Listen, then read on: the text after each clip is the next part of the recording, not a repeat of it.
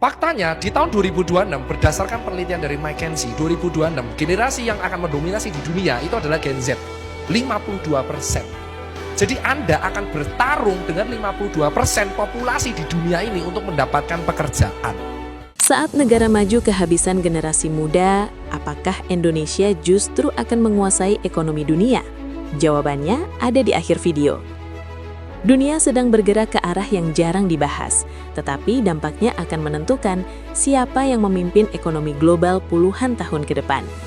Saat negara-negara maju sibuk mempertahankan teknologi dan modal, mereka justru kehilangan aset paling mendasar, yaitu manusia usia muda. Di tengah krisis senyap ini, Indonesia tiba-tiba berada di posisi yang tak terduga, bukan sebagai penonton, melainkan sebagai penentu arah permainan global. Selama beberapa dekade, negara-negara maju menikmati pertumbuhan ekonomi tinggi berkat stabilitas, inovasi, dan bonus populasi pasca Perang Dunia Kedua. Namun fondasi demografi tersebut kini runtuh perlahan. Data Bank Dunia dan Perserikatan Bangsa-Bangsa menunjukkan tren penurunan angka kelahiran yang konsisten di hampir seluruh negara maju, sementara harapan hidup terus meningkat. Kombinasi ini membentuk struktur penduduk yang menua secara ekstrim dan sulit dibalikan. Jepang menjadi contoh paling jelas dari kondisi ini. Lebih dari 30% penduduknya kini berusia di atas 65 tahun dan jumlah penduduknya terus menyusut setiap tahun. Korea Selatan bahkan mencatat tingkat kelahiran terendah di dunia, jauh di bawah angka regenerasi.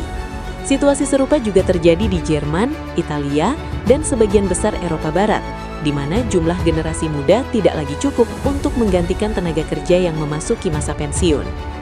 Kenapa negara-negara maju pada menghadapi masalah angka kelahiran? Jepang, Singapura, Jerman, bahkan Korea Selatan rata-rata perempuan hanya melahirkan 0,72 anak. Padahal angka ideal sebuah negara adalah 2,1 anak. Desa-desa di Jepang banyak yang kosong, sekolah tutup karena tidak ada murid baru. Hal ini terjadi bukan karena mereka udah nggak sange, tapi gaji yang stagnan, harga rumah naik, persaingan kerja yang gila-gilaan. Jadi mereka tidak punya waktu dan bahkan menghindari yang namanya berumah tangga. Muncullah istilah-istilah baru seperti child free karena masalah ini. Mereka berpikir daripada maksa punya anak dan bikin menderita, mending nggak usah. Tapi kalau generasi muda nggak percaya masa depan, siapa yang akan lanjutkan peradaban? Mungkin ini hanya efek samping dari punya warga dengan SDM tinggi. Fenomena ini bukan sekedar angka statistik.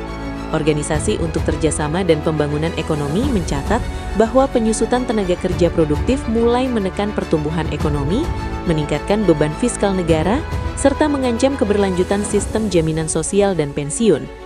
Negara-negara maju kini menghadapi dilema besar, yaitu memiliki produktivitas tinggi tetapi kekurangan manusia untuk menjalankannya. Sementara itu, China yang selama puluhan tahun dikenal sebagai pusat manufaktur dunia juga mulai merasakan dampak kebijakan satu anak di masa lalu. Populasi usia kerja menyusut jutaan orang setiap tahun, biaya tenaga kerja meningkat, dan daya saing manufaktur perlahan tergerus. Dunia mulai menyadari bahwa krisis demografi bukan ancaman masa depan, melainkan masalah nyata yang sedang berlangsung saat ini. Dampak dari krisis ini kini terlihat jelas di berbagai sektor. Jepang kekurangan perawat dan tenaga kesehatan, Eropa kekurangan sopir transportasi dan pekerja konstruksi, sementara industri teknologi di banyak negara maju kekurangan talenta muda. Banyak proyek tertunda bukan karena kekurangan dana, tetapi karena tidak cukup tenaga kerja untuk mengeksekusinya. Kondisi tersebut memaksa perubahan kebijakan besar-besaran. Negara-negara yang dulu sangat ketat terhadap imigrasi mulai melonggarkan aturan. Jepang memperluas skema visa kerja, Korea Selatan membuka lebih banyak jalur bagi tenaga kerja asing, dan negara-negara Eropa meningkatkan kuota migran produktif. Fokus kebijakan bergeser, bukan lagi sekedar menerima pendatang, tetapi menjaga keberlanjutan ekonomi nasional.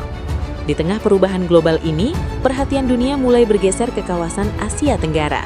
Wilayah ini masih memiliki struktur penduduk yang relatif muda dan stabil. Indonesia dengan jumlah penduduk besar dan mayoritas usia produktif muncul sebagai salah satu sumber tenaga kerja potensial terbesar di dunia dalam 1 hingga 2 dekade ke depan. Badan Pusat Statistik Republik Indonesia mencatat bahwa Indonesia saat ini berada di puncak bonus demografi. Setiap tahun, jutaan penduduk usia kerja baru memasuki pasar kerja. Dalam konteks global yang kekurangan generasi muda, kondisi ini bukan sekedar keunggulan, tetapi telah menjadi komoditas strategis dalam persaingan antar negara. Secara geopolitik, krisis demografi ini mengubah peta kekuatan dunia. Negara dengan populasi menua akan lebih fokus mempertahankan stabilitas internal, sementara negara dengan populasi muda memiliki potensi ekspansi ekonomi dan pengaruh global yang jauh lebih besar. Kekuatan negara kini tidak lagi hanya ditentukan oleh teknologi atau militer, tetapi oleh kemampuan mengelola sumber daya manusia produktif. Indonesia berada di persimpangan yang sangat penting. Dengan jumlah tenaga kerja muda yang besar, Indonesia memiliki posisi tawar kuat dalam kerjasama bilateral dan multilateral. Negara-negara maju membutuhkan tenaga kerja Indonesia, sementara Indonesia membutuhkan transfer teknologi, investasi, dan peningkatan kualitas sumber daya manusia untuk naik kelas secara ekonomi. Namun keuntungan demografi tidak otomatis berubah menjadi kekuatan ekonomi.